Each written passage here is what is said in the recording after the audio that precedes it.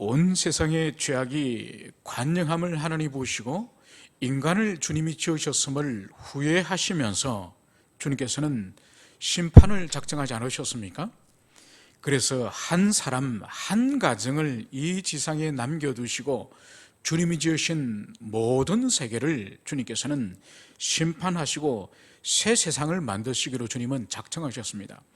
그때 주님의 눈에 의인이요 그리고 당대의 완전한 자라, 그리고 하나님께서 동행하셨다고 불렸던 사람이 누구였습니까? 노아였지 않습니까? 그래서 노아는 모든 시대 가운데 의인 가운데에서 기준이 되는 그런 사람으로 오늘날까지 우리에게 불리는 것이죠. 그래서 그 노아와 8가족이 이제 구원을 얻고 모든 세상에 호흡하는 이제 짐승들과 사람들이 다 심판을 당하여 죽었다는 것은 우리가 알고 있습니다. 그래서 주님께서는 노아 방주를 끝내시고 이제 새 세상과 그 8명의 가족을 통해서 새 인류를 주님께서 세우지 않으셨습니까? 그러나 9장에 가면은 노아와 노아의 가족들 가운데에 그동안 감춰져 있었던, 은밀하게 감춰져 있던 그 죄상들이 다시 드러남을 우리는 알 수 있는 것이죠. 그래서 노아가 농사를 지으면서 이제 포도나무를 심고, 그리고 그 포도로서 술을 만들지 않았습니까? 그 술을 마시고 취하여서 벗은 몸으로 잠들었을 때에 그의 둘째 아들 함이 아버지의 벗은 모습을 보고 자기의 다른 형제들에게 아버지의 수치를 드러내지 않았습니까? 그러나 셈이나 야벳은 아버지의 수치를 오히려 감춰주는 그런 모습을 성경은 말씀을 하고 있습니다. 그래서 당대의 의인이요 완전한 자였던 그 노아가 술 취하여서 홍수 심판 이전의 방탕한 세상으로 다시 돌아간 모습을 성경은 보여주고 있습니다. 그리고 그 아들 함 또한 바로 아버지에게 패역한 그 모습을 통하여서 다시 이 가정 자체가 홍수 이전에 그 방탕한 죄악 가운데 있는 모습으로 돌아간 모습을 우리가 알 수가 있는 것이죠. 그래서 이 노아와 그의 가족들이 죄가 없는 절대적인 의미에서 의인이거나 절대적인 의미에서 완전한 자가 아님을 성경은 다시 명백하게 보여주는 거죠. 그래서 로마서 8장에서도 의인은 없나니 하나도 없다고 말씀하고 있는 것처럼 이 노아와 이 그의 가족들도 하나님의 은총 안에 붙잡혀 있을 때에 그들이 당대의 의인이고 완전한 자임을, 그것을 볼 수 있습니다. 그래서 그 가정을 통하여서 아담 이후로 우리 인간의 영혼에 스며들었던 그 은밀한 죄가 하나님의 은혜에서 잠시 보이지 않는 것처럼 그렇게 우리 눈에 보이지만은, 그러나 그 내면 속에 감춰 있는 그 죄성이 하나님의 은혜가 떠나고 방탕해지면 사정없이 밖으로 피어나는 그 모습을 창세기 9장 노아의 가정을 통하여서 우리가 잘 알 수 있는 것입니다. 그 다음에 노아의 가족에 대해서 이제 그 자손에 대해서 이 10장에서 진술을 하고 있습니다. 이 10장에서는 이제 노아의 세 아들을 중심으로 이제 진술을 하고 있는데, 먼저 세 번째 아들인 이 야벳에게 있어서 14명의 후손을 쭉 나열을 합니다. 그리고 두 번째로는 함의 아들, 함의 자손 30명을 나열을 쭉 하고 있는 것이죠. 그리고 마지막 첫 번째 아들인 셈을 26명의 후손을 나열을 하고 있습니다. 그래서 이 노아의 후손 가운데에 70명의 후손을 선별적으로, 그러니까 더 많은 후손이 있지만은 70명의 후손을 선별적으로 이름을 기록하여서 이 10장을 기록을 하고 있는 것입니다. 여기서 우리가 주목해 볼 것은 이제 노아로부터 이제 저주를 받았던 이 함의 아들 가운데에 구스라고 하는 이 아들이 낳은 니므롯이라고 하는 인물을 이 10장이 아주 중요한 인물로서 부각을 하는 것을 볼 수 있습니다. 이 하나님께로부터 이제 저주를 받은, 이 버림을 받은 이 함의 후손 가운데에 이 니므롯이라고 하는 이 사람을 오늘 이 성경 기자는 여호와 앞에서 용감한 사냥꾼이 되었다. 그러면서 그를 세상의 첫 용사라. 예전 성경 번역에서는 영글이다 이렇게 번역을 하고 있습니다. 이것은 뭔가 하니까 우리 글에서는 용사다, 영글이다, 아주 긍정적인 의미지 않습니까? 원래의 원어 의미는 그렇지 않습니다. 용사의 의미가 뭔가요? 본질이 뭔가요? 아주 거칠고 싸움을 잘하는 잔인한 그런 존재가 용사고 영글이지 않습니까? 고대 시대 때 바로 니무롯이라고 하는 이 사람은 이 세상에서 거칠고 난폭하고 싸움을 좋아하고 그리고 상대방을 정복하여서 지배하는 이런 세속적인 그런 인물임을 보여주는 거죠. 그러니까 하나님께서 우리 사람을 지으실 때에 우리 인간에게 부유한 고유한 하나님의 형상성, 그것이 이 니무롯에게 있는 것이 아닙니다. 그거와 전혀 다른 거칠고 사납고 폭력적이고 지배하고 통치하는 그런 모습의 이 니무롯이 바로 함의 후손임을 그것을 보여주는 거죠. 오늘 우리가 11장과 관련하여서 이 함의 후손 니무롯의 그가 만든 도시와 나라를 우리가 주목해 볼 필요가 있습니다. 오늘 10장 10절에 보면 그의 나라는 시날 땅의 바벨과, 여러분 오늘 여기서 이 니무롯이 건설한 그 도시 국가가 신날 땅의 바벨임을 그것을 보여줍니다. 여러분 우리가 오늘 11장 바벨에 관해서 오늘 살펴볼 텐데, 여러분 시간적인 순서에 있어서는 이 11장 사건이 앞섭니다. 11장 사건이 앞서고 그것을 알 수 있는 것이 바로 뭔가 하니까 10장 32절을 보시면 이들은, 그러니까 노아의 후손을 말하는 거죠. 70명의 자손을 말하는 겁니다. 이들은 그 백성들의 족보에 따르면 노아의 자손의 족속들이요 홍수 후에 이들에게서 그 땅의 백성들이 나뉘었더라. 그러니까 노아의 3명의 이 후손들이 이제 70명의 자손으로 이제 그 혈통과 그 민족이 나누어진 것을 오늘 여기서 10장 마지막에서 지금 기록을 하고 있습니다. 그리고 11장이 시작되면서 그러면 왜 노아의 후손들이 이렇게 민족과 어느 체계로서 나누어졌는지 그 이유를 이 11장에서 말하는 거예요. 그러니까 실제적인 역사적인 사건은 이 11장의 사건이 앞선 것이죠. 그런데 11장을 이 위치에 둔 이유는 11장 제일 마지막에 등장하는 인물이 바로 데라의 아들 아브라함이 등장하지 않습니까? 아브라함이 등장하기 때문에 이 12장부터 이제 아브라함이 이제 주인공으로 등장하기 때문에 그 이야기의 흐름상 11장을 여기에 뒀지만은 사건적으로 볼 때는 이 10장 앞서 있었음을, 그것을 여러분들이 기억을 하셔야 됩니다. 그래서 이 함의 자손 가운데에 이 니무롯이 바로 용감한 사냥꾼이고 그리고 영글이고, 그래서 사람들에게 그 시대에 아주 뛰어난 그런 용사들이 태어나면은 아무는 요 앞에 니무롯같이 용감한 사냥꾼이로다, 이런 속담이 생길 정도로 니무롯이라고 하는 사람이 역사 속에서 아주 그런 용감한 사냥꾼으로서 존재했기 때문에 그 이후에 아주 탁월한 용감한 그런 사람들이, 전사들이 태어나면은 이 사람도 니무롯 같은 사람이다 이렇게 부를 정도로 이 사람이 바로 사냥꾼의 용사의 표준이 되었음을, 그것을 여기서 말씀을 하고 있습니다.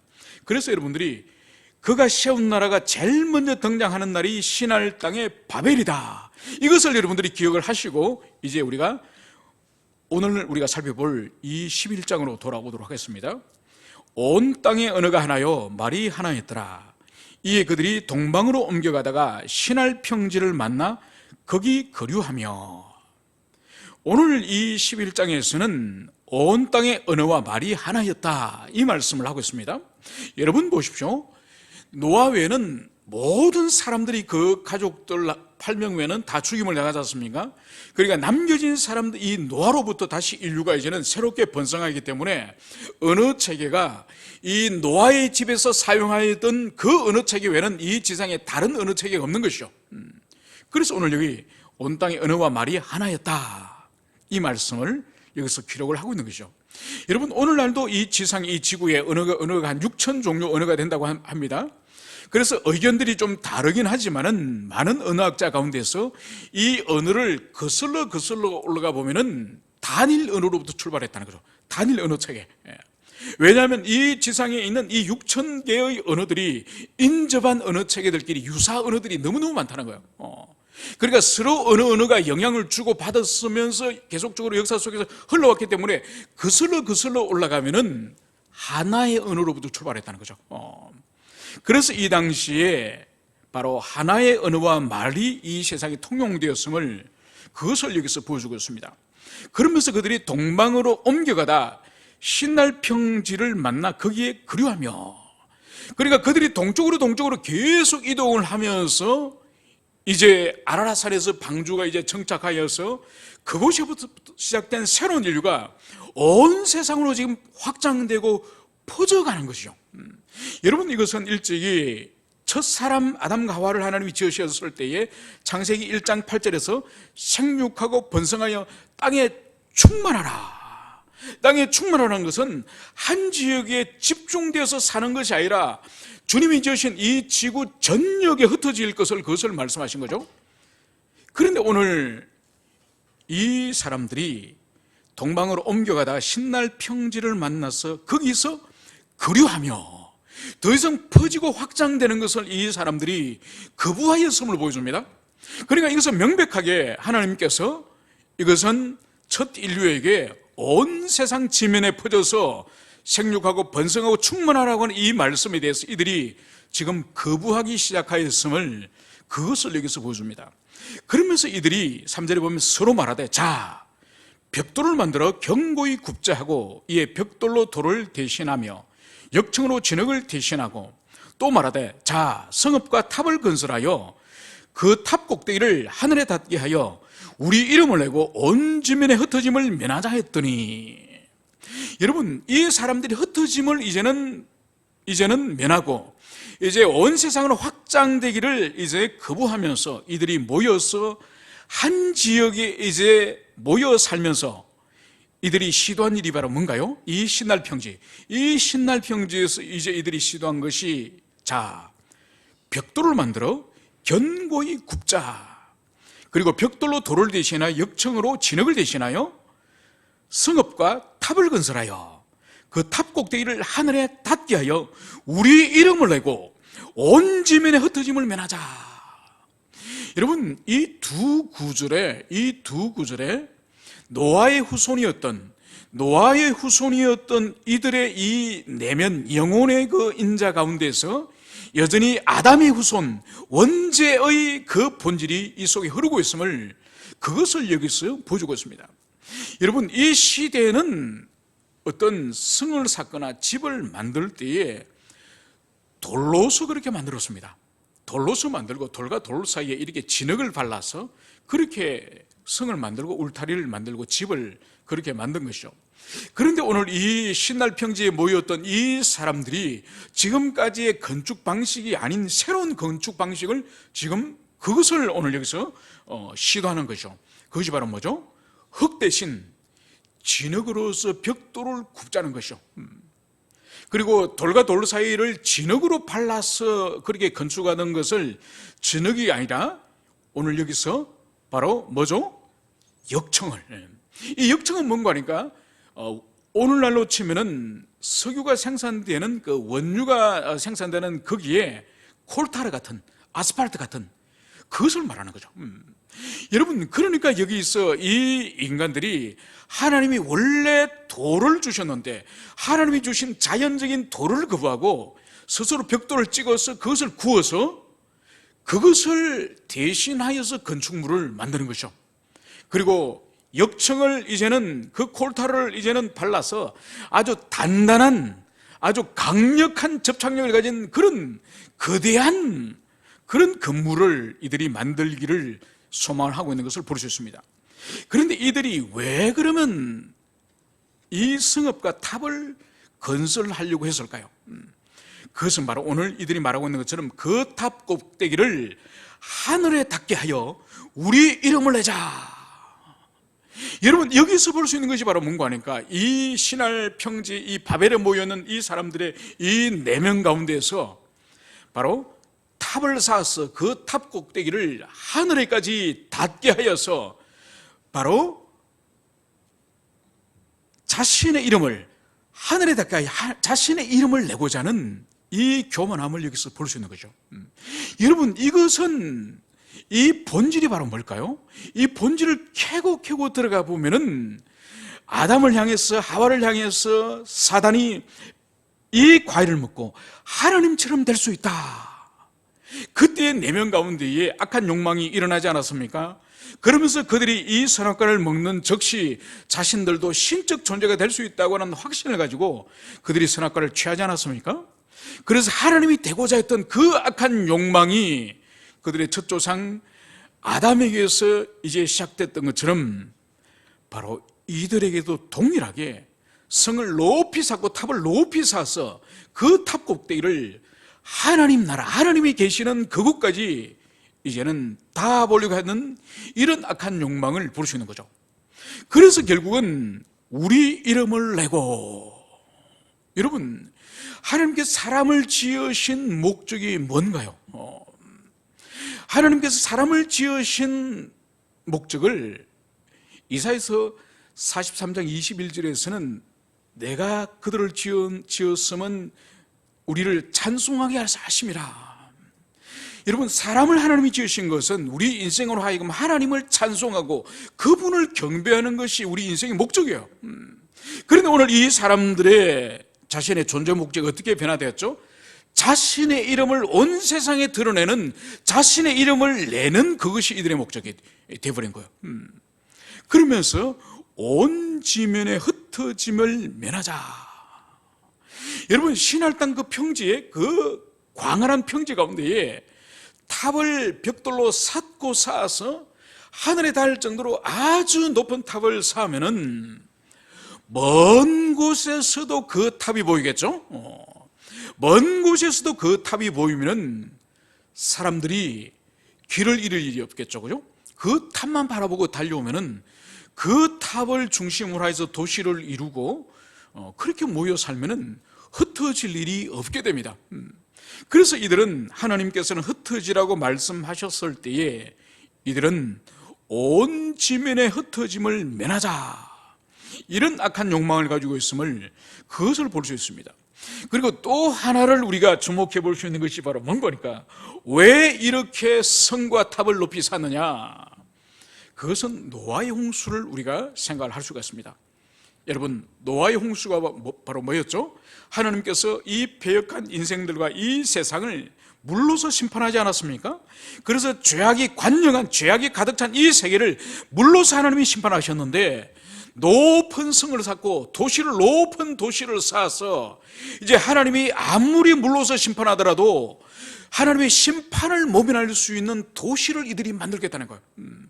그러니까 하나님의 주권적인 어떤 징계나 어떤 심판을 하나님이 우리 인생들에게 행사한다 할지라도 이제는 우리는 하나님의 징계를 우리는 피할 수 있는 방법이 있어.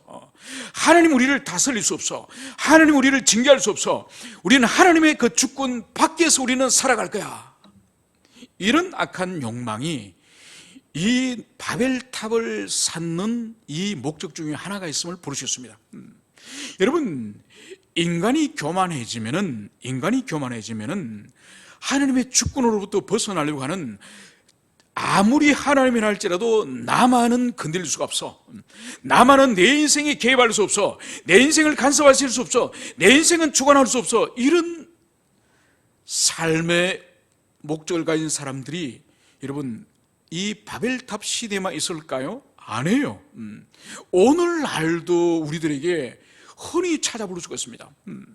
여러분, 왜 오늘날 있어서 의학이 이렇게 극도로 발전할까요? 하나님의 생로병사라고 하는 우리 인체의 창조의 질서를 하나님이 주셨는데, 인간에게서는 병들지 않고 죽지 않고자 하는 이 욕망이 얼마나 강력한지 몰라요. 여러분, 이 강력한 죽기 싫어하는, 병들기 싫어하는, 그래서 영생하고자 하는 이 인간의 악한 이 욕망이 의학을 아주 놀랍게 발전시키는 거죠. 여기서 끊임없는 부가 창출되고 끊임없는 영생에 대한 그런 소망이 이 의학으로부터 나오지 않습니까? 그래서 아무리 질병이 있고 아무리 생로병사라고 하는 인간의 이 창조 질서가 있다 할지라도 자신은 그로부터 피해가려고 하는 이 인간의 이 악한 욕망, 여러분, 이것은 오늘날도 여전히 있는 거죠. 그래서 높은 탑을 쌓고 성을 만들어서 하나님이 아무리 노아의 홍수 같은 그런 재앙을 내리신다 할지라도 이제 우리는 피할 수 있는 길을 우리는 만들어서 우리 스스로의 건축물을 통해서 우리 스스로의 과학과 기술을 통해서 하나님마저도 주관할 수 없는 그런 성을 우리는 쌓아서 이런 마음을 가지고 이 신날 땅에 있는 이 성읍에 있는 사람들이 생각하지 않았겠습니까? 바로 이 일을 하나님께서는 결코 방치하지 않습니다. 오늘 6절에서는 5절에서는 여호와께서 사람들이 건설하는 그 성과 탑을 보려고 내려오셨더라. 여러분, 하나님께서 내려오셨음을 여기서 기록을 하고 있습니다. 그러면 하나님께서 하늘에서는 이 성과 이 탑을 건축하는 것을 하나님께서 파악을 하지 못하기 때문에, 보이지 않기 때문에, 모르시기 때문에 이렇게 직접 현장을 주님이 내려오셨을까요? 그런 의미가 아닌 것이죠. 그러니까 이것도 전형적인 신인 동형론적인 그런 표현이죠. 마치 하나님이 현장에 내려오셔서 직접 보셔야 이 건축의 현장을 파악하시는 것처럼, 인간의 그런 이해력인 것처럼 그렇게 하나님을 표현을 하고 있습니다. 그러면서 이제 6절에서는 하나님께서 이제 내려오셔서 이렇게 말씀을 하십니다. 이 무리가 한 족속이요 언어도 하나이므로 이같이 시작하였으니 이후로는 그 하고자 하는 일을 막을 수 없으리로다. 그러니까 이 사람들이 지금 악한 욕망을 가지고 하나님의 그 준엄한 말씀을 거부하고 자신들의 도시와 자신들의 탑을 쌓아서 하나님께 오히려 대결하려고 하는 이런 일을 오늘 하나님께서는 이대로 방치해서는 결코 이들의 일을 이제는 막을 수 없는 그런 패역한 상태까지 이를 수 있다. 이 말씀을 오늘 주님께서 하시면서 오늘 7절에서는 주님은 이렇게 말씀하십니다. 자, 우리가 내려가서 거기서 그들의 언어를 혼잡하게 하여 그들이 서로 알아듣지 못하게 하자 하시고, 오늘 주님께서는 우리가 내려가서, 여러분, 또 여기서 우리가 내려가서 하는 이 부분도 마찬가지입니다. 여러분, 이것은 창세기 1장에 하나님께서 사람을 지으실 때도 우리가 우리의 모양과 우리의 형상을 따라서 우리가 사람을 만들자 이렇게 3번씩이나 말씀하지 않으셨습니까? 이것 또한 하나님께서는 한 분의 하나님이시면 삼위로 계시는 아버지, 아들과 성령 세 인격으로 계시는 하나님이심을, 그것을 여기서 보여주는 거죠. 그러니까 우리가 엘로힘을 말하는 거죠. 그러니까 엘이 하나님의 단수형이지 않습니까? 그런데 우리가 엘로힘, 바로 삼위로 계시는 이 하나님이심을, 그것을 여기서 보여주는 것이죠. 그래서 그들의 언어를 혼잡하게 하여 그들이 서로 알아듣지 못하게 하자. 하나님께서 이 바벨탑을 쌓는 이 일을 이제 하나님께서 이제는 심판하시기 위해서, 이제는 형벌하시기 위해서, 이것을 저지하기 위해서 하나님의 방식이 바로 뭐죠? 다시 노아의 홍수처럼 물을 내려서 이들을 멸망하거나 심판하시는 그런 방식이 아니라, 오늘 하나님의 이 방식은 언어를 혼잡하게 하여서 서로 소통이 되지 않도록, 서로 알아듣지 못하도록 그 방식으로 하시겠다. 이 말씀을 주님께서 하시는 거죠. 여러분, 여기서 우리가 볼 수 있는 것이 바로 뭔가 하니까 하나님의 자비하심이에요. 자비하심. 그러니까 일찍이 당신께서 다시는 물로서 이제는 심판하지 않겠다, 그 말씀을 하지 않으셨습니까?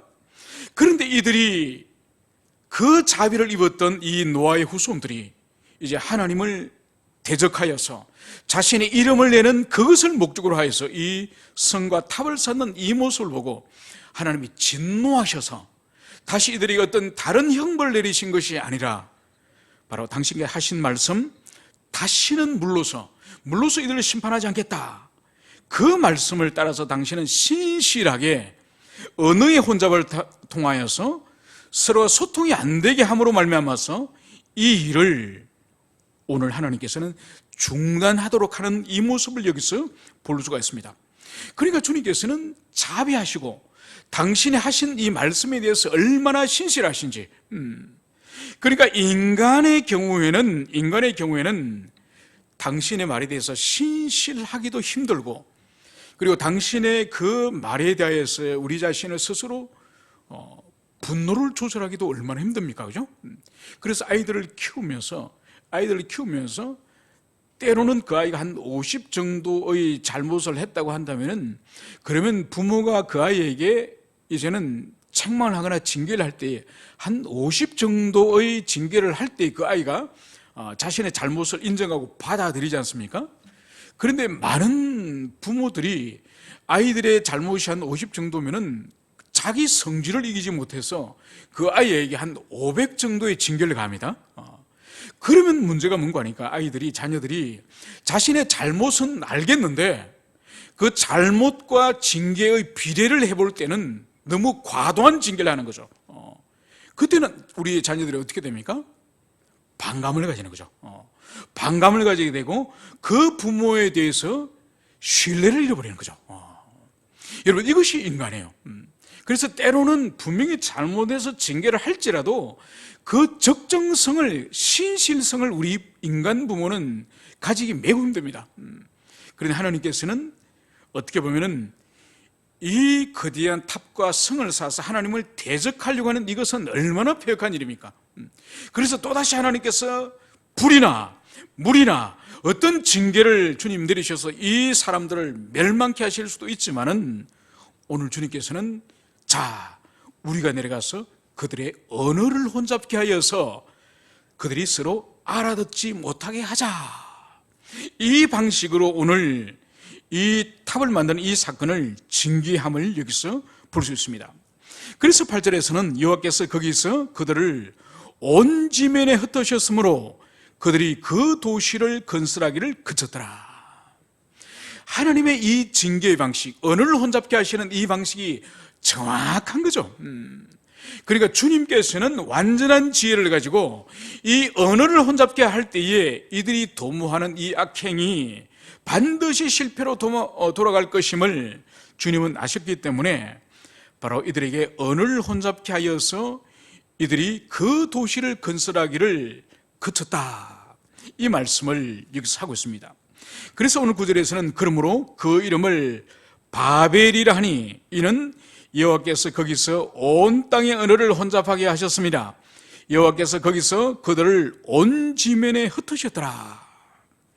그래서 이 신할 땅 이 평지에 세워진 이 도시를 오늘 바벨이라 불렀다, 이 말씀을 하고 있는 거죠. 이 바벨이란 이 뜻이 혼란, 혼돈, 그런 뜻입니다.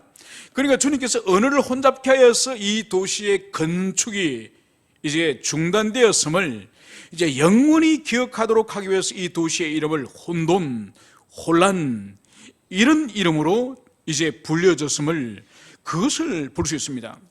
그러면서 이제 여호와께서 온 땅의 언어를 혼잡하게 하셨습니다. 여호와께서 거기서 그들을 온 지면에 흩으셨더라.